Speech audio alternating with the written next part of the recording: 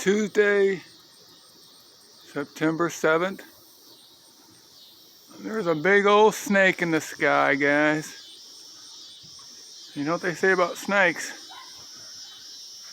You don't know the effect until a few minutes later, but when they're that big, it's like 3 days later. You get what I'm saying?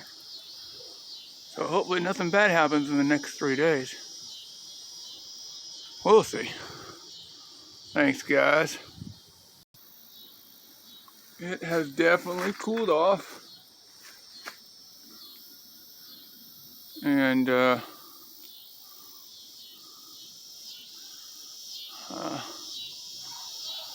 just enjoying the evening, making this a real simple video.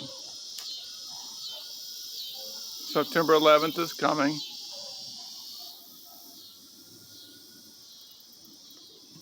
Seems like he's going that way, or he's fading that way. So maybe that's his mouth. No, he's just passing through. He's just passed through. Hopefully he doesn't find something over there, because it could be bad. I'm not trying to be superstitious, I'm just yapping. And yeah. Okay guys, please click that button, please subscribe. Oh, and I'm gonna label a snake in the sky, because that is cool.